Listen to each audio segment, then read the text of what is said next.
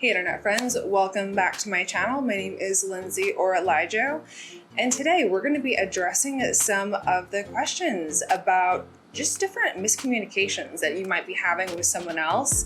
And I'm going to be giving you my feedback on those, a few that I've selected from the community section. So we're going to get right into it. If you'd like to talk to me more about this or anything related to your type journey, well, you can book a video session with me on Snug. So here we go. All right, so Anna Lynn brings to us a question. She talks about TE and TI and when they're working together towards a goal, but she actually goes into SI and NI, the differences there as well. And what she says here is, I'm noticing issues where I, the INTJ, want to workshop, troubleshoot, and find better ways together, while they, the ISFJ in this case, have it all figured out in their head with limited room for exploring other angles. Probably doesn't help that they have a nice organized system of memorized facts and experiences to cite in the moment, while I just have a web of facts and understanding that I can always clearly articulate in the moment. I try to find a way to incorporate both our thought processes, but that doesn't work if they're pretty sure they're already done the thinking that needs to be done. I absolutely understand what you're talking about here. So the introverted functions in general, so if this person were to have TI, of course if they have FE, and then also having SI, well, SI and TI, those standards, it's going to be standards as it relates to the real world and the real world process of doing something, the personal connection with how things are done in the physical world, personal process, SI, and then TI, I know how to do this thing the best way until I am convinced otherwise. Those can be two difficult functions to kind of see eye to eye with. So you have a different observer function and a different decider function. And this really sounds more of like an SI thing than maybe so much a TI thing.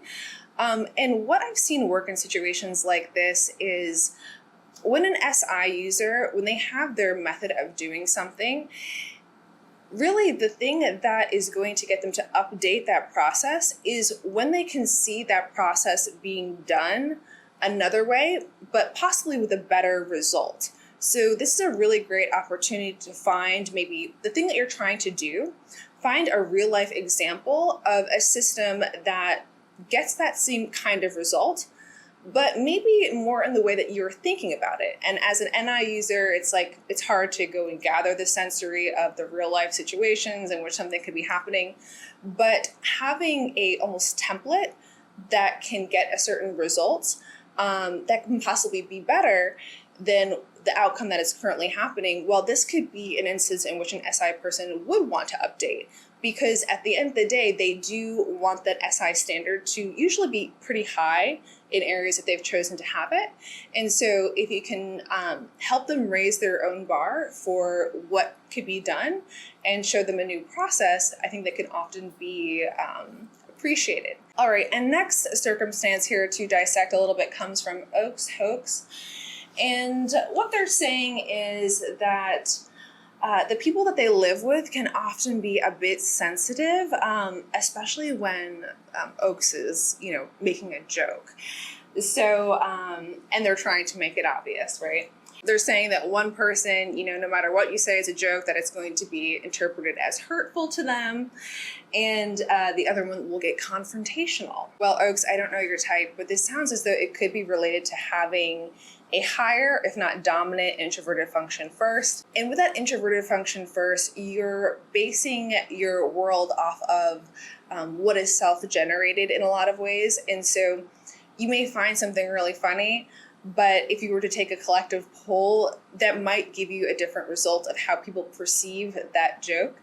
And that's nothing against you or your humor. It's just that some people are not going to perceive the comedy in the same way that you would, and they may perceive it in a way that is completely different than you do. But if you have an introverted function that's kind of perpetuating that cycle, you're not looking for that extroverted perspective. So it might end up being something that you see occurring not only with these people that you live with, but possibly outside of that as well. And it's okay to ask the tribe things about their reaction. So if someone is all of a sudden gives you a reaction, like the first one that you said, you can tell that they're very hurt. You can say, I'm sorry that what I said was hurtful. Can you tell me more about what I said that hurt you so that I can maybe choose my words better the next time? And so this will give you some information to then dig on and at least think about the next time, to be like, what are people perceiving in a hurtful way? What are ways that people are, getting confrontational? Why are they getting confrontational? So it's a great place to ask questions and get some extroverted balance to your potentially introverted function. And I've gotten a lot of these. We're probably going to do a follow-up video, but this last one, this person says that acts of kindness from high FE users to TI users. As someone with high TI, I can't stand the random gifts or other sorts of comfortabilities given to me just for the sake of some unknown reason. It's called they're trying to give you good vibes. These gifts trouble me because they're sort of like Adam and Eve in the tree. Having the option of bearing that tree's fruit can be devastating to boundaries or morals I have previously set into place. Plus, these comfortabilities can often bring unwanted responsibility, such as someone purchasing you a dog. It can provide some sort of happy feeling at first, but then you realize it's a dog, sort of like a child, and you have to raise it. Listen, if someone just surprised me with a dog, I love dogs. I would be so pissed off that they weren't willing to ask me. Interesting that you say FE. I've often seen this from FI users. They will take something that they like and they'll just be like, well, I like this, they should like it too, without really checking in with the tribe. And the thing about FE is it is taking in feedback from the tribe, but you do have to provide it. So if these things are happening and you're not saying anything, if you're not kind of expressing to them that this isn't really what you want or that's something that isn't good for you, well, then it's probably still going to happen. So you really have to be clear with how you're communicating the fact that, I love dogs, but Aunt Marcia, this dog ain't for me right now. I'm about to go to college and I just got a job and, this dog it's a lot of maintenance. And I appreciate the effort, but I really can't have surprises like this right now at this point in my life. Is that all right? And Aunt Marcia's just gonna have to be okay with it because now she knows. The thing with savior thinkers, whether it's TI or TE, the whole thing with emotions is especially when they're bad emotions, we just kind of don't want to bring it up because it's uncomfortable and we don't want to really address a lot of those things.